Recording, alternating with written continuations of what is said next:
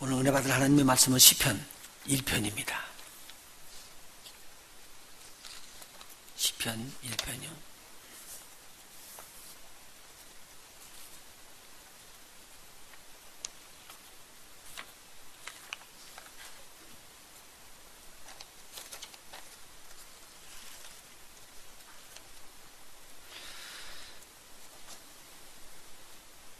한 절씩 교독하도록 하겠습니다.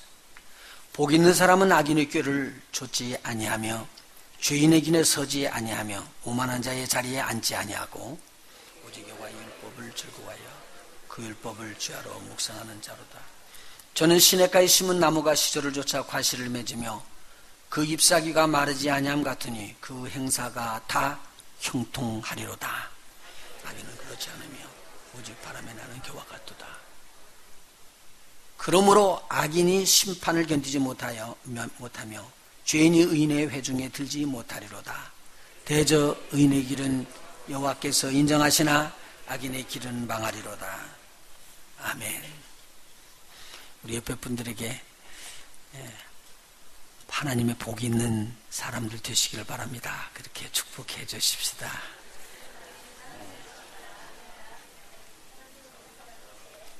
할렐루야. 이 믿음은 들음에서 나며 들으면 그리스도의 말씀으로 말미암느니라. 우리 하나님의 복을 받는다고 자꾸 이야기를 해주면 복 받는 사람이 자기가 되는 것 같아요. 그래서 그렇게 복이 받아지는 거예요. 옆에 분들한테 한 번 더 진심으로 한번 해주세요. 하나님의 복 받는 복 있는 자입니다. 그렇게 축복해 주세요. 할렐루야.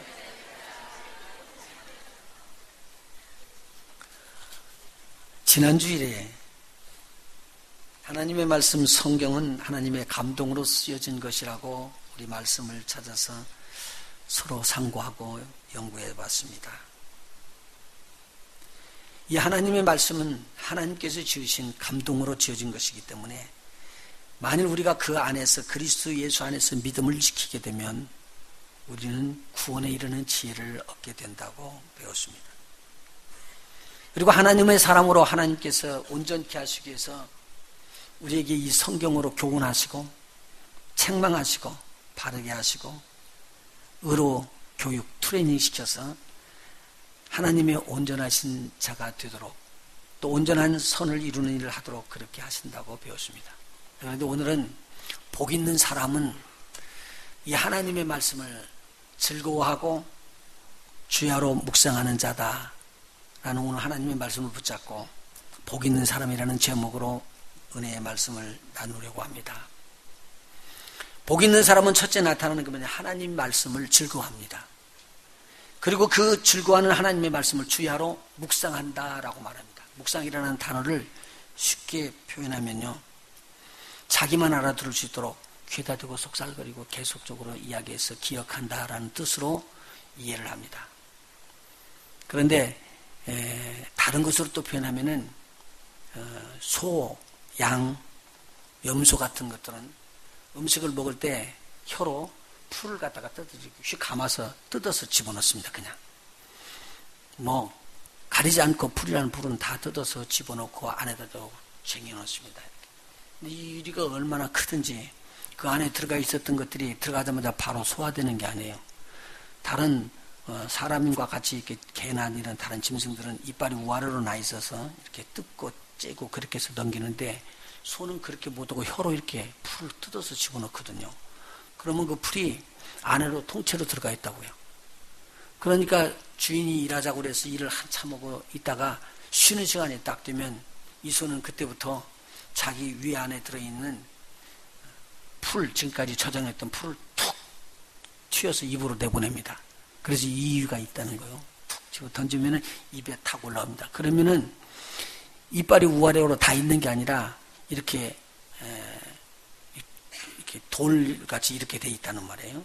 그러면 밑에 쭉 다 있기 때문에 여기에 풀이 들어오면은 이렇게 갈아요. 이렇게. 그래서 이것을 가루로 만들어 가지고 그걸 꿀꺽 삼켜줍니다. 그러면 속 안에 들어있는 미생물들하고 막 연합해서 이게 분해 작용을 이렇게 해서 소화를 일으키거든요. 이거 굉장히 우리 하나님의 말씀 묵상하는 거하고 굉장히 쉽게 이해할 수 있습니다.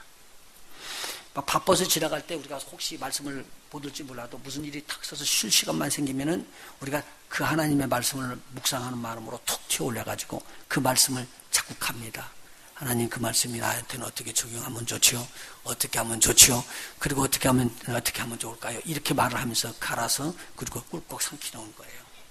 그렇게 되면 우리 안에서 이제 영의 양식이 교입돼가지고 우리에게 굉장히 큰 힘이 된다라는 말이죠. 그래서 오늘 하나님의 말씀을 즐거워하는 자, 복 있는 자입니다. 하나님의 말씀을 주야 낮과 밤으로 묵상하는 자는 복 있는 자입니다. 그래서 우리가 하나님의 말씀을 암송하는 것은 막 집어넣는 겁니다. 그래서 외워놓고 나중에 삶을 살아가다가 우리가 적응해 나가면 그때마다 이 말씀을 적용할 수 있습니다. 시편 1편은 새벽 예배 때 우리가 암송하는 성경 구절입니다. 근데 이 성경 구절이 우리에게는 큰 힘이 된다는 말입니다. 왜요? 우리를 어떤 사람으로 만든다고요? 복 있는 사람으로 만들기 때문에. 우리 같이 로마서 10장 17절도 암송해 볼까요? 다 외우는 것들인데요. 믿음은 시작. 믿음은 들음에서 나며 들음은 그리스도의 말씀으로 말미암았느니라. 여기서 보면은요, 믿음은 그리스도의 말씀을 자꾸 들어서 그리스도의 믿음이 우리에게 생긴다고 그렇게 이야기를 하고 있습니다. 그런데요, 믿음만, 그 긍정적인 믿음만 생기는 게 아니라 우리 속에 부정적인 생각이 들어오면은 부정적인 생각도 자꾸 듣다 보면 부정의 믿음이 생기는 거예요. 그래서 오늘 우리가 무슨 말을 듣느냐에 따라서, 내가 무슨 말을 마음속에 받아들이냐에 따라서 내 생각과 내 삶이 완전히 바꿔져 버리고 변화되는 일이 일어나게 됩니다. 하나님의 말씀을 읽고 또 읽고 그리고 듣고 그렇게 하는 자는 복이 있다고 그랬습니다. 그리고 그 하나님의 말씀을 듣고 읽고 또 행함으로 옮기는 자들은 복이 있다고 요한계시록 1장에 기록이 되고 있습니다. 왜냐면요, 우리가 다른 사람들의 말을 들으면 그 사람이 가지고 있는 그 생각과 사상이 우리에게 전달돼서 들어오거든요. 그런데 오늘 하나님의 말씀을 읽게 되면요, 하나님의 말씀에 지로 지정의가 우리에게 고스란히 그대로 넘어들어옵니다. 제가 지난번에 금요일날도 이야기를 좀 해드렸는데, 하나님의 영이 인격의 영이십니다. 그래서 지정의로 생각하시는 것도 있으시고 감정도 있으시고 의지의 뜻도 계십니다.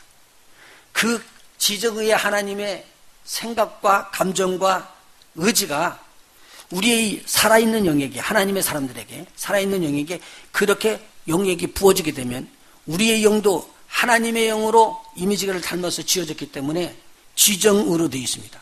그래서 하나님께서 주시는 지정의로 우리의 영이 새롭게 되고 하나님에 대한 인식을 합니다. 이것을 뭐라 하냐면요, 신성을 인식한다는 거예요. 하나님 인정하는 것입니다. 하나님 인식이라고 말하죠. 예수 믿지 않았을 때는 내가 무슨 일을 해도 하나님이 나에게 그러면 안 돼, 이런 말을 한다고 느껴지지 않았거든요. 그리고 이런 일을 하는데 막 하나님이 기뻐하시는 걸 몰랐거든요. 그런데 이제 하나님을 알고 난 다음부터는 하나님께서 우리의 영 속에다 이야기를 해주는 거예요. 알려주는 거예요. 여러분들도 모르는 사이에 하나님의 영이 드는 거예요. 그런데 옛날에 다른 일을 하면서 잘못했을 때 그 잘못하는 것을 숨어가지고 자기 친구들끼리 앉아갖고는 나는 또 이런 일 했다, 그러고는 그걸 자랑하고 그랬을 때는 그것이 자랑이었었는데, 이제 하나님으로 말미암아 새롭게 내 영이 되고 나면요, 나도 모르는 사이에 그렇게 하는 것이 싫어지거든요. 부끄러워지거든요. 그러니까요, 아마 여러분들에게도 그런 것이 경험이 됐을 거예요. 내가 예수를 진짜로 믿고 난 다음부터 세상의 친구들은 우리 진짜 믿는 사람들을 떠나갑니다. 죄송해요. 그 사람들을 막 붙잡으려고 그러면요, 그 사람이 뿌리치고 갑니다. 왜냐하면 싫어하니까요. 그래서 이제 믿음의 사람들끼리 서로 만나서 서로 대화를 해야 되는데, 이 믿음의 사람들이 하나님의 수준이나 우리 주님의 수준에 닮아 있지 않기 때문에 세상 냄새가 풍기고 세상 말이 풍겨가지고 우리에게 혼동을 주는 것입니다. 그러나 계속적으로 하나님의 말씀 가운데서 우리가 교제하게 되면 이 말씀이 우리를 이끌어갑니다. 그러니까 내가 오늘 하나님의 말씀에 여러분 사로잡히면 여러분은 복 있는 사람이 됩니다. 그래서 여기에 성경의 말씀이 나오는 거예요. 하나님의 지정의가 우리가 들어오는데 하나님께서 놀라운 계획을 가지고 예수 그리스도를 이 땅에 보내주셨는데, 보내주신 그 이유가 모든 인류의 죄를 다 사하시기 위한 거래요. 그래서 주의 보혈을 보고, 예수님의 보혈을, 피를 보면은 십자가에서 흘린 그 피가 나에게 대해서 은혜를 베푸시고 죄사함을 주고 용서를 주시는구나. 자꾸 듣다 보면요, 그 듣는 것 중에서 내 영이 눈물을 흘리면서 하나님 앞에 반응하게 되는 거예요. 그래서 우리는 계속적으로 주의 날에 들어오면 하나님의 말씀을 설교로 듣습니다. 같은 말인 것 같은데 들으면 들을수록 우리의 영혼은 힘을 얻게 되어 있습니다. 여러분 쌀밥 먹잖아요. 계속 밥 먹는데 다른 거 주면은요, 한 끼나 두 끼는 그게 특미라고 그래서 너무 좋고 특별식이라고 해서 좋지만, 계속 다른 거 먹으라고 하면 또 못 먹죠. 그런데 쌀밥은 계속 먹으라고 해서 잘 먹어요. 우리 하나님의 영양식은 그런 것 같아요. 예수 그리스도의 부활에 대해서 듣기 시작하면은요, 처음에는 뭐 이런 게 있나, 그러다가 나중에는요, 계속 듣다 보면, 그래, 예수님이 부활처럼 나도 부활하는 것은 마땅한 거 아니에요? 그렇게 소망이 들어오면은요, 이 땅에서 사는 것보다 하늘나라에 사는 것을 소망해지게 됩니다. 그런데 그전에는 하늘에 소망이 있다고 이야기하는 사람들 보면, 그것도 옳은 말은 옳은 말이냐, 여기도 잘 살아야 될 거 아니에요? 그리고 땅에다 생각했던 사람들이 계속 듣다가 하나님의 나라를 생각하게 된다는 말이죠. 그러면서 나도 모르게 나의 입에서도 이야기하는 거예요. 우리 하나님 나라 오시는 그걸 준비해야지 되는데 나는 지금 바르게 살고 있는가? 그러면서 자신을 돌아볼 수 있게 되어 있는 것이죠. 주님이 재림하시는 것을 손꼽아 기다리는 마음으로 사는 자들은요, 아마 범죄하기가 굉장히 어려울걸요. 다시 말씀드려요. 주님이 오시는 것이 정말로 믿어지고 그렇게 살기를 원하는 자들, 그런 사람들이 범죄하라 그러면 할 수 있을까요? 못합니다. 그래서 죄를 이기는 힘과 능력이 우리 속에 부어지게 되어 있습니다. 복 있는 사람들은요, 어떤 말을 듣느냐에 따라서 우리가 크게 달라지는 것입니다. 근데 세상 사람들도요, 어떤 말을 듣느냐에 따라서 사람들이 바꿔지고 변화되는 역사가 일어나는 것입니다. 미국 뉴욕 대학병원에 신경외과의 최고 의사가 있었는데, 이 사람이 세계적인 권위가 있는 분이에요. 그러니까 그 대학병원은 미국 대통령이 아프면 비행기 타고 가서, 헬기 타고 가가지고 거기서 진료를 받고 올 정도로 이렇게 유명한 대학입니다. 근데 신경외과의 최고 권위자라면 아주 이름이 있는 닥터죠. 이름이 프레드 앱스테인이라는 분이 있었습니다. 근데 이분이 이머전시에서 갑작스럽게 혼돈 상태에 들어가지고 들어오는 4살짜리 여자아이, 이름이 마리아라는 아이가 찾아왔는데, 이 아이가 혼수 상태에 들어있으니까 살펴보니까 이게 종양이라. 근데 종양이 뇌에서 터져버렸습니다.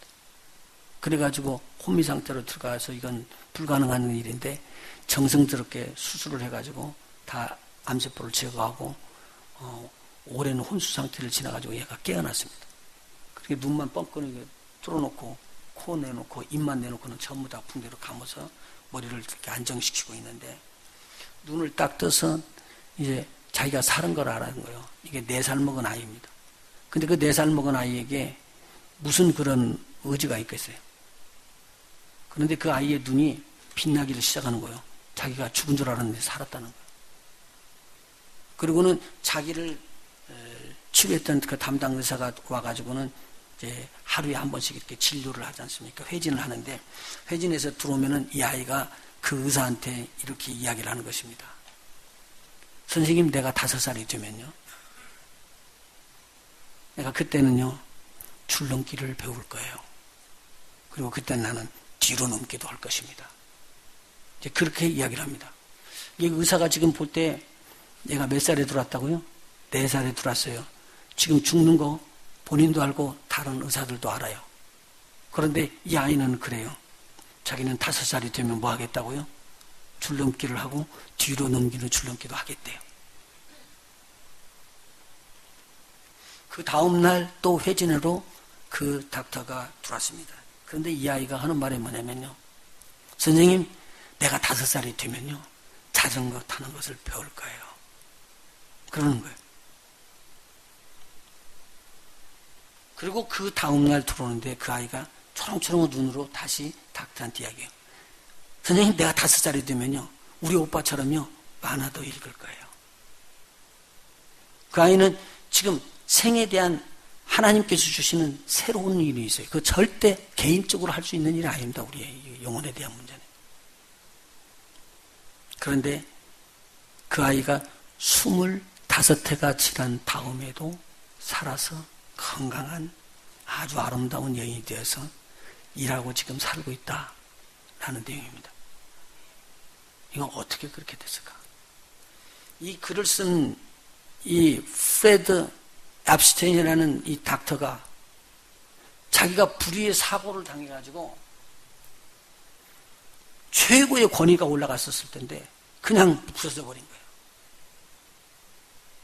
그래서 자기가 한 달 동안의 혼수 상태에 들어있으면서 깨어나고 보니까 손을 움직일 수가 없는 상태로 들어간 거예요.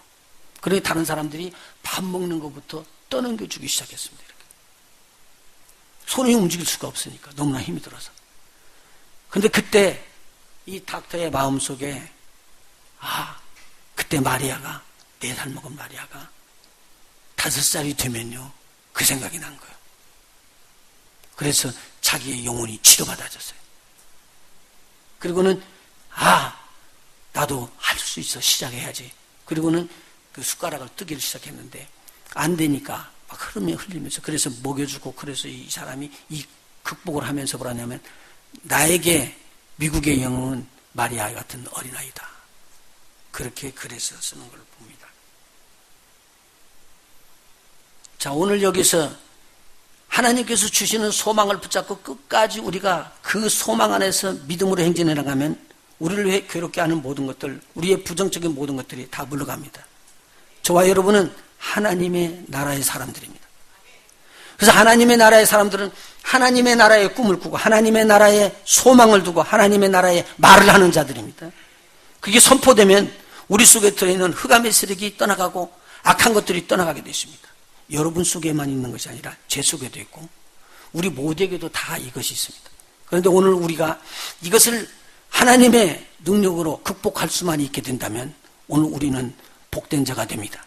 하나님의 능력은 들음에서 나옵니다. 들음은 그리스도의 말씀으로만 남은 것입니다. 그리스도께서 우리에게 주시는 말씀이 우리를 살리고 힘을 주면은 우리는 할 수 있다는 말입니다. 오늘 이러한 하나님의 축복이 임하기를 예수의 이름으로 축원합니다. 두 번째는 복 있는 사람은 하나님께서 인정하는 의의 길로 달려가게 되어 있다는 말입니다. 오늘 본문의 말씀에 보니까 복 있는 사람은 악인의 꾀를 좇지 아니하며 죄인의 길에 서지 아니한다고 이야기했습니다. 오만한 자의 자리에도 앉지 아니한다고 이야기했습니다. 여러분 보세요. 악인의 꾀를 좇지 않을 수가 없거든요. 이 세상에 살다 보면요. 이제 죄가 관영하기 때문에요. 지켜질 수가 없어요. 교황이 그렇게 이야기를 해요. 나는 동성연자들을 심판하지 않는다. 그렇게 이야기를 했습니다. 그러면 교황은 누구의 대리자요? 하나님의 대리자요. 그럼 누가 심판 안 한다는 소리요? 하나님이 심판 안 한다는 소리입니다. 빌리그램 목사님의 아들이 이 말을 받아가지고 이렇게 이야기를 했어요. 교황은 성경에 말하는 동성연자들을 심판하지 않는다고 이야기하지만 하나님은 심판하신다. 크게 붙어버렸습니다. 그 아드님 또 그런 말을 할 줄은 또 몰랐어요. 자, 보십시오.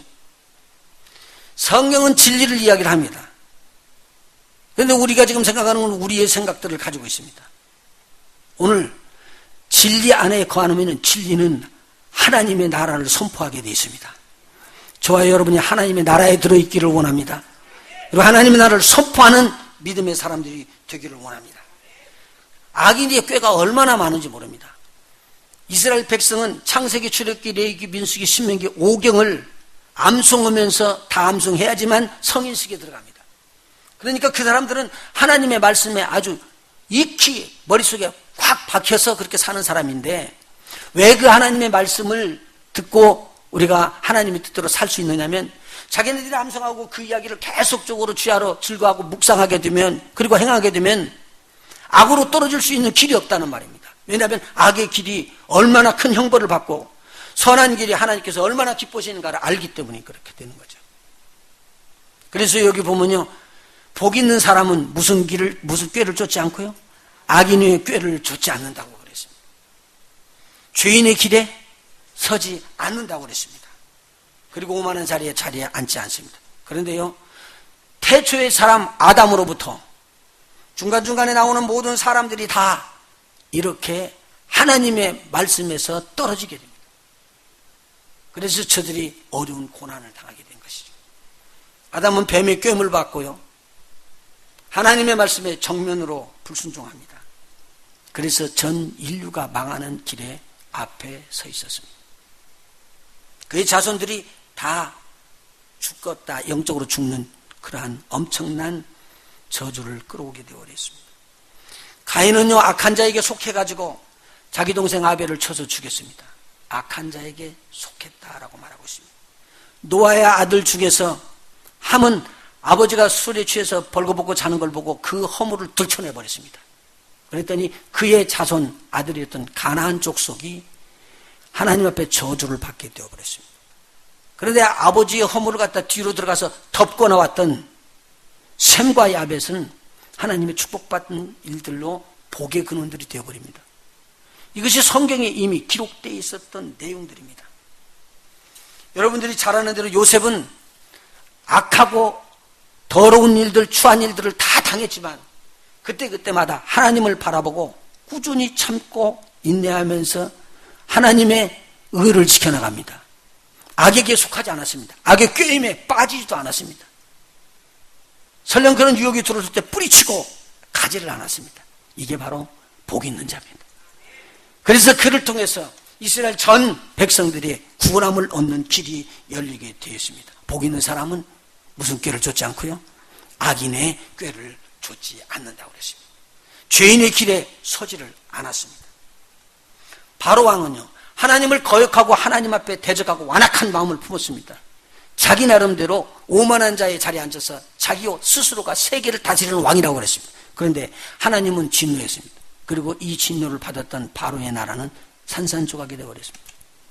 오늘 우리가 지금 하나님께서 주시는 말씀을 따라서 읽어나가다 보면은 이것은 악한 자의 꾀구나, 이것은 죄인이 쓰는 길이구나, 이거는 오만한 자의 자리가 되는 것이구나, 나는 여기 앉지도 않을 것이고 이 길에 서지도 않을 것이고 악한 자의 꾀를 따르지도 않을 것이다라고 결단할 수가 있기 때문에 하나님의 말씀은 우리에게 생명이 되고 능력이 됩니다. 우리에게 축복을 줍니다. 우리에게 참 형통의 길을 허락하게 되어 있습니다. 여러분, 그런 선지자들이나 모든 사람들, 복된 사람들을 다 기록하는 중에 발람이라는 선지자들을 아주 이색적으로 몇 장에 걸쳐서 구약성경에서 기록하는 걸 봅니다. 깜짝 놀라요. 다른 사람보다도 훨씬 많은 숫자를 기록하는데요, 발람이라는 사람은요, 이스라엘 백성이 아닙니다. 미디안의 제사장에 있었습니다. 그런데 이 미디안이라는 사람은 아브라함의 자손이었거든요. 아들이었었는데 또 떨어져 나가서 미디안에서 머물러 있어서 하나님을 섬기는 일을 아버지로부터 자연적으로 배운 것 같아요. 그런데 이 발람이라는 선지자가 하나님하고 교제하고 있었기 때문에 하나님의 음성을 듣습니다. 그래서 하는 말이 뭐냐면, 너 하나님께서 이렇게 복 빌어줄 것이다, 그럼 복이 임하고요, 너 하나님께서 저주한다, 그럼 저주가 임하는 거예요. 이 소문이 누구에까지 들렸냐면 다른 나라 왕들에까지 귀에 들렸어요. 모압의 왕이 이 소식을 들었습니다. 야, 그렇게 하나님하고 교통하는 사람이 있었구나. 그럼 그 사람이 이제 축복을 주면 축복이 오고 저주를 주면 저주가 오는데, 그리고는 악한 꾀를 모압이 가졌습니다. 왜냐하면 이스라엘 백성이 장대하게 막 건장하게 서가지고 그 큰 민족이 이루어가지고 이제 가나안 땅을 정복하기 위해서 요단강 건너편에 딱 멈춰섰거든요. 이걸 바라보고 있다가 모압이 이거 이대로 두면 안 되겠다, 이것은 저주를 받아서 멸망시켜버려야 되겠다, 그런 마음이 들었습니다. 그래서 자기 신하들에게 복술의 채, 그러니까 예물을 갖다 들려가지고 이스라엘 백성을 저주하라고 그렇게 부릅니다. 그런데 이 발람 선지자가 하나님 앞에 직접 교통하고 있었던 자이기 때문에 일순간에 다 끊어버립니다. 하나님께서 하지 말라고 그러는데 내가 저주할 수 있느냐? 나는 그렇게 할 수 없다. 그리고는 이스라엘 백성에 대해서 저주하지 않고 단호하게 끊었습니다. 그런데요, 여러분 보세요. 사단의 공격은 한 번 공격하고 쓰러지게끔 하지 않습니다. 안 쓰러지고 넘어지지 않는다고 그러면요, 그냥 포기하고 돌아가지 않습니다. 또 와서 또 이야기하죠. 자꾸 이야기를 해서 넘어지도록 이야기합니다. 그래서 한 번, 두 번, 세 번 되면 내가 쿵 넘어질 때 그때를 놓고 사단은 쉬지 않고 공격해 들어옵니다. 또 두 번째 예물을 더 들고 왔는데 더 많이 갖고 들어온 거예요. 내가 예물이 중요하냐 하나님이 더 중요하지 그랬거든요. 그런데 이것이 두 번째 들어오고 세 번째 들어오니까 마음이 약해져 가지고 이들을 따라가요. 그래서 나귀를 타고 가가지고는 이스라엘 백성 전체가 있는 데서 하나님 앞에 제사를 지냅니다. 그리고 모압 왕이 원하는 대로 이스라엘 백성을 저주하려고 바라보니까 하나님의 음성이 들리는 거예요. 내 백성이니 너는 저를 축복하라. 그러니까 모압 왕 앞에서 축복해 버립니다.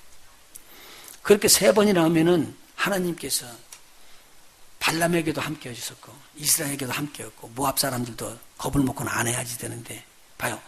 모압 왕을 붙잡고 있었던 사단의 세력은 절대 포기하지 않습니다. 거기도 그렇습니다.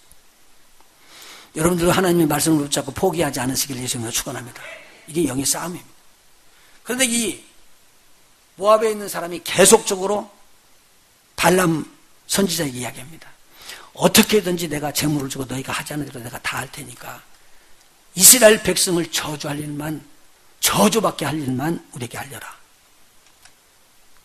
그러니까요, 몰래 모압 왕에게 발람 선지자가 알려줍니다. 하나님에게 저주받을 수 있는 딱 한 길이다. 그것은 뭐냐면 하나님이 아닌 다른 신들을 하나님 앞에서 섬기게끔 해라. 그리고 그에게 절하게끔 해라. 그러면 그 백성이 하나님으로부터 저주를 받고 징계를 받을 것이니라. 그리고 꾸며줬습니다. 근데 이때가요, 어느 때냐면요, 이스라엘 백성이 이미 광야에서 금송아지를 만들고 이 금송아지가 애굽으로부터 우리를 인도한 하나님 여호와다. 그렇게 제사를 지내다가 혼인한 때가 있었습니다. 이것이 지나고 난 다음에 이제 가나안에 정복하기 전에 요단강의 앞에 서서 이 일이 일어난 거예요. 이 말을 듣고 모압 왕이요, 쏜살같이 가서 모든 여자 사제들을 다 불러 모읍니다. 그리고는 이스라엘 백성에 조금 지기가 있는 사람들은 유혹해버리게 만들었습니다. 그래가지고 유혹해서 그들을 끌고 와가지고 모압의 신 태양신에게 절을 하게 하면, 그리고 그들에게 섬기게 하고 그들의 재물을 먹고 마시게끔 합니다. 아무것도 아닌 것 같이 쓱 들어왔는데요, 들어오는 순간에 하나님께서 탁 때립니다. 그리고는 거기에 징벌에 들어오는데 24,000명이 연병으로 죽습니다. 아마 그런 기록이 많지 않은 건데 엄청난 숫자가 죽었습니다. 보십시오. 만일 그들이 야 우리가 어떻게 처음으로 몰라가지고 우리가 우상을 섬겼더니 이렇게 하나님께서 진노해서 우리가 고통을 당했고 그러니까 다시는 이런 일을 하지 말자.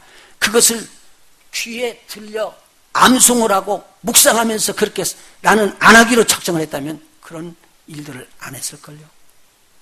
근데 그들은요, 그런 경험이 있음에도 불구하고 하나님께서 주시는 경계에 전혀 게을리해 버렸습니다. 경계하지 않았습니다. 가끔 이런 이야기를 하죠. 여러분 친구들도 이야기하죠. 내가 지금같이 조금 그때 머리가 좀 깼으면 내가 옛날에 그런 일 안 했을 텐데. 막 후회를 그렇게 하는 사람들이 더러 있을 거예요. 우리 많이 그렇게 하죠. 우리가 하나님의 말씀을 계속적으로 묵상하고 그렇게 있었다면, 주야로 그 묵상하고 있었다면, 그 하나님의 말씀 속에서 하나님의 신성이, 하나님께서 지정의로 우리의 영혼에게 이야기해 주던 그 내용이 우리의 마음을 잡고요, 우리의 몸을 잡아서 그렇게 범죄하는 자리로 끌어가지 않는다는 말입니다. 그래서 복 있는 자는 악한 자의 꾀를 쫓지 않고 죄인의 길에 서지 않습니다. 자 보십시오. 죄인 모압의 왕의 말을 듣고 모압 사람들의 꼬임을 받아가지고 이스라엘 백성이 다 넘어가 버렸습니다. 그런데 그 중간에서 하나님 중심으로 그렇게 선포해야 될 하나님의 선지자가 변질돼가지고요, 저가 어디에 따라붙느냐면요, 하나님을 거역하는 일들을 가르쳐주게 되어버렸습니다. 하나님의 일하고는 전혀 반대의 일을 했습니다. 저는요 칼에 맞아 죽습니다. 오늘 이스라엘 백성은 24,000명이 한꺼번에 죽는 일들이 일어났습니다. 그래서 하나님께서는 뭐라고 말하느냐? 하나님이 싫어하는 일을 하지 않기를 원하십니다. 그래서 우리에게 뭘 주셨느냐? 하나님의 복받는 길을 알게끔 하기 위해서 하나님의 말씀을 주셨습니다. 그래서 그 하나님의 말씀을 주야로 묵상하는 자들이 복 있는 자요. 그 말씀대로 지켜 행하는 자는 더 복 있는 자요. 이런 복 있는 자들이 되시길 예수의 이름으로 축원해드립니다. 나도 모르는 사이에요. 하나님의 말씀이 계속적으로 지배하지 않으면 나도 모르는 사이에 내가 결정하기 시작하거든요. 내가 결정하는 모든 일은요, 하나님의 사람으로서는요, 오만한 자의 자리에 가 있는 거예요. 그런데 내가 결정하지 않냐고 하나님이 어떻게 하시는가 보면은요, 그것을 알고 그대로 따라가기 시작하면 이때부터 겸손한 자리에 내려앉은 사람, 이건 엄청 큰 축복이에요. 죄송해요. 여러분 책망하는 것 같은데 저나 여러분이나 다 똑같아요. 하나님 말씀 듣고 하나님 뜻대로 내가 고백을 해서 하나님의 자녀라고 이야기를 했는데 그 다음에 내 뜻대로 사는 것이 맞냐, 하나님 뜻대로 사는 것이 맞냐, 그랬을 때 하나님 뜻대로 사는 게 맞습니다. 그러면 얼마나 좋겠어요. 하나님도 좋고 모든 믿는 사람들이 다 좋죠. 그런데 하나님의 뜻대로 사는 것이 많아요, 세상 뜻 내 뜻대로 사는 게 많아요. 그러면 여러분들이요 90% 이상이 내 뜻대로 하나님 뜻대로 사는 게 많아요. 그러네. 90%.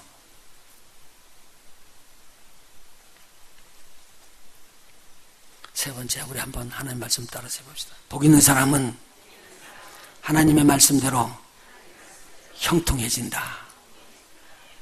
하나님의 말씀을 묵상하는 자는요, 시냇가에 심은 나무와 같다. 따라서 합시다. 시냇가에 심은 나무와 같다.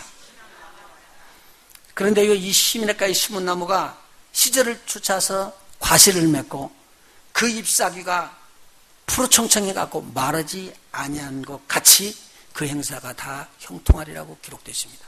보십시오. 시냇가에 뿌리를 내린 나무. 오늘 생명의 말씀 가운데 뿌리를 내린 신앙인들, 저와 여러분이 되시기를 축원합니다. 그렇게 되면은 볕이 쬐고 태양이 쬐고 가뭄이 들어와도 오히려 그 가뭄이 그 나무에게는 너무 좋은 거예요. 여러분 보세요. 우리 그 교회 여기 지역에는요, 낮에 쨍하고 더운 날이 별로 많지 않아요. 여기 더워도요. 그런데 저기 여기 쑥 넘어가기만 하면은 많이 차이 나면 10도 차이가 나요. 근데 거기에 도마도 하고 여기 있는 도마에도 하고 따서 잡숴보시고요. 맛이 어떤 것이 좋아요? 여기 지금 먹으면요 맛이 벌써 달라. 근데 저쪽에 넘어가서 태양빛이 쬐고 막 이거 너무 뜨거워 할 정도로 그런 데서 따서 먹는 이 도매도는요 단맛 농도가 달라요. 제가 무슨 말씀을 드리려고 하냐면요, 그냥 땅에 심겨져 있는 나무, 풀, 곡식들이 비가 쏟아지지 않으면요, 그리고 태양빛이 더 강하게 쪼이고 아주 쨍하고 쪼이게 되면 그 나무 어떻게 될까요? 말라버려요. 풀은요 죽어버리죠. 말라버리고. 곡식은요 열매를 엮기 절기 전에 그냥 패농하게 됩니다. 우리 이렇게 여기를 880번 타고 쭉 내려가다 보면 산 등선이 노란하게 보이죠. 어느 때 노란하게 보여요? 겨울철에 비가 안 올 때인가요? 여기는 겨울철에 비 오고 완전히 한국하고는 달라요. 여기는 겨울철에는 비가 오고 여름철에는 뭐예요? 비가 안 와요. 이게 비가 안 오는 그때는 보면 등선이 누런하게 펴서, 한국은요 여름철 되면은 산천이 초목이 우성한데, 그래서 여기 오갖고 여름철 비가 오는 산천이 초목이, 이건 완전히 한국하고는 다른 거예요. 여기는요 태양빛이 막 너무 쬐기 때문에 산에 보면은 모든 풀이 말라서 노란하게 되고 그렇게 하지만 맞는 거예요. 그런데 그 나무 곡식들이 시냇가 옆에 심겨질 때가 되면 이건 달라진다는 얘기예요. 태양빛이 더 강력하게 쪼일수록 더 단 과일을 뽑아냅니다. 더 아름다운 열매를 맺어집니다. 이렇게 되시는 저와 여러분 되시기를 주님으로 축원합니다. 성경을 깊이 한번 생각해 봐야 돼요. 시냇가에 심기우지 않았다면 망해버릴 텐데 시냇가에 심기웠더니 망할 자리에서 망하지 않고 일어서더라. 오늘 이것이 여기 복 있는 자들을 가리키는 말씀입니다. 우리 한번 성경 다시 한번 읽어볼까요? 3절입니다. 저는 다시 시작. 저는 시냇가에 심은 나무가 시절을 쫓아 과실을 맺으며 그 잎사귀가 마르지 아니함 같으니 그 행사가 다 형통하리로다. 아멘. 때가 되면은요, 시냇가에 심은 나무는 그 태양빛이 그렇게 쬐도 기간이 딱 지나면 열매를 맺는다. 더 아름다운 열매, 더 멋있는 열매 맺어질 것입니다. 이걸 시험이라고 얘기해요. 그래서 오늘 우리에게 신앙인들에게 주는 이 시험이 들어오는 것을 갖다가 여러분 악인의 꾀에 넘어가지 마십시오. 죄인의 길에 서지도 마시고 오만한 자의 자리도 앉지 마시고 우리 하나님의 말씀으로 주야에 묵상하고 우뚝 서십시오. 그리고 그 믿음으로 뿌리를 생명수 있는 그 근원의 말씀 속에다 집어넣으십시오. 그리고 하나님이 나한테 뭐라고 말하는가를 보시자 그 말이죠. 다른 사람들이 다 쓰러져도 다 말라 비틀어져도 저와 여러분만은 생명수에서부터 흘러나는 그 생수를 먹으면서 주께서 원하시는 절기 때에 내가 아름다운 열매를 맺으리라. 좀 복 있는 자들이 되시기를 예수의 이름으로 축원해드립니다. 그런데 그렇지 않은 자들은 어떤 자들 같으느냐? 마치 바람에 나는 겨와 같대요. 겨들요 쓸모없습니다. 바람에 나는 겨들. 이건 나중에 뭐 하는 거죠? 끌어 모아가지고 어디다 집어넣어요? 불 속에다가 집어넣죠. 그와 같다라는 말입니다. 그런데 그들은 오직 바람에 나는 겨와 같을 뿐만 아니라 악인이라고 성경은 말하고 있습니다. 5절. 그러므로 악인이 심판을 견디지 못하며 죄인이 의인의 회중에 들지 못하더라. 저는요 하나님이 의인이라고 말하는 길에 들어가지도 못할 뿐만 아니라 하나님의 심판을 견디지 못하고 악인으로서 형벌을 받게 될 것이다 라는 말입니다. 그런데요 여기에 중요한 말이 있습니다. 의인의 회중입니다. 의인의 회중은 의인들이 모이는 곳입니다. 그래서 6절에 보니까 대저 의인의 길은 여호와께서 인정하시나 악인의 길은 망하리라. 바람이 나는 겨처럼 가다가 다 끌어모아서 불 속에 집어넣고 망하는 것처럼 오늘 의인의 길은 여호와께서 인정하시는 길을 간다는 말입니다. 여러분 보십시오. 하나님께서 인정하는 길을 가시는 복 있는 자들이 되시길 예수님으로 축원합니다. 내가 기뻐서 사는 게 아니라 하나님께서 기뻐하실 수 있는 길이 뭔가를 아는 거예요. 제가 처음에 말씀했습니다. 우리가 하나님의 사람으로서 하나님의 말씀을 영의 말씀으로 받아들이게 되면 하나님의 지정의인 인격체가 우리 안에 우리 영 속에다 때려주면서요 지정의의 인격체로 우리를 자라게 합니다. 처음부터 다 잘하는 사람이 없습니다. 그러나 이렇게 자라면서 우리는 하나님에 대한 인식이 바꿔져 버리게 됐습니다. 자꾸 하나님의 말씀을 들어보십시오. 그러면 하나님에 대한 인식이 더 새로워집니다. 그 하나님께서 우리를 어떻게 축복하며 어떻게 위험한 길에서 건져내시고 어떻게 우리를 보존하시고 하나님의 나라를 예비하는가를 우리에게 알려주시게 되었습니다. 그래서 하나님의 말씀을 듣고 그 하나님의 말씀을 따라가는 자는 복이 있는 자입니다. 제 처음에 성경 말씀 볼 때 예수 믿으면 무조건 잘 되는 줄 알았어요. 저도 그랬고 아마 여러분도 그랬을는지 몰라요. 근데 성경을 읽다 보니까 충격 같은 소리가 나오는 거예요.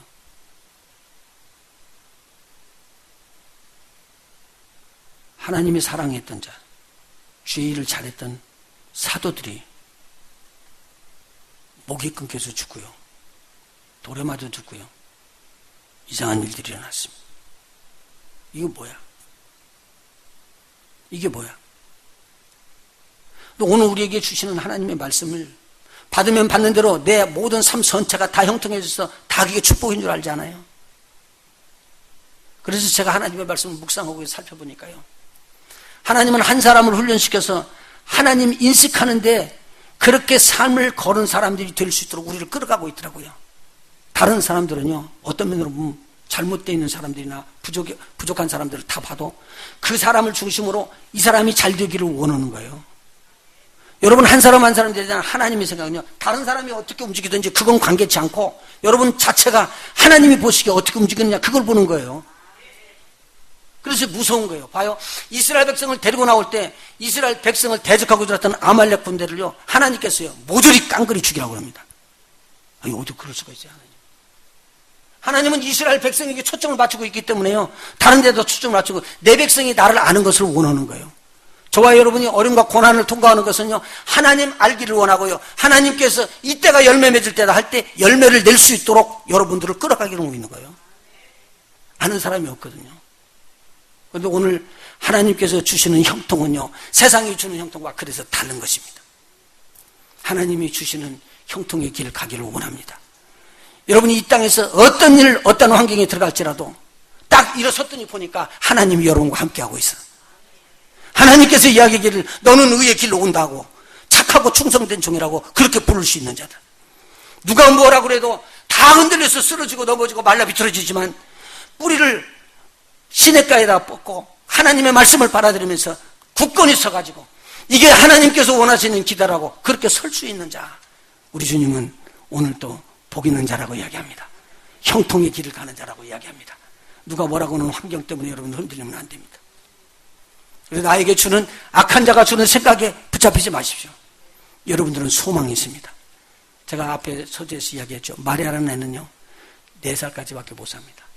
자기가 4살이니까 5살을 올 줄을 생각을 못했습니다. 그런데 그 아이는 5살이 되면 꿈을 꿨습니다. 나는 이거 하나님 줬다고 봐요. 5살이 되면 나는 줄넘기를 하리라. 앞으로도 넘지만 뒤로도 넘으리라. 그 아이의 생각에는 또 이런 생각이 들었습니다. 내가 5살이 되면은 안 된다는 말입니다. 그런데 5살이 되면은 꿈을 꿉니다. 그때는 자전거 타는 것을 배우리라. 오늘 주 안에서 저와 여러분이 하나님이 기뻐하시는 복 있는 자, 형통한 자가 돼서 천국을 소유하고 천국을 기업을 얻는 우리 모두가 되시는 복 있는 자들이 되기를 예수 이름으로 축원합니다. 주님 여러분을 사랑합니다. 기도하십니다. 복 있는 사람은 하나님의 말씀을 즐거워합니다. 읽고 듣고 공부하고 암송하고 묵상하며 하나님의 말씀대로 실천에 옮기기를 기뻐하고 즐거워합니다. 저의 가는 길은 천국 길이요 하나님이 인정하시는 의의 길입니다. 악인은 바람이 나는 겨처럼 돌다가 결국에는 멸망하고 말아버리는데 우리는 복 있는 자, 하나님 나라 가는 길이 형통해지는 자들이 다 되게 하여 주시옵소서. 소망 없는 우리의 눈이 빛을 바라면서 주님을 바라보고 소망에 차넘치기를 원합니다. 없는 것에서 있는 것을 창조하신 우리 하나님, 무에서 유를 창조하신 하나님을 찬양합니다. 소망이 없는 자들 속에 소망을 주시기 위해서 이 땅에 오신 우리 주님을 찬양합니다.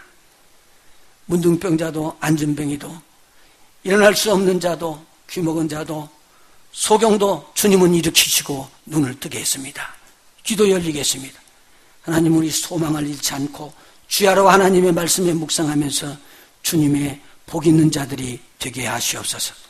예수님의 이름으로 간절히 기도하옵나이다. 아멘.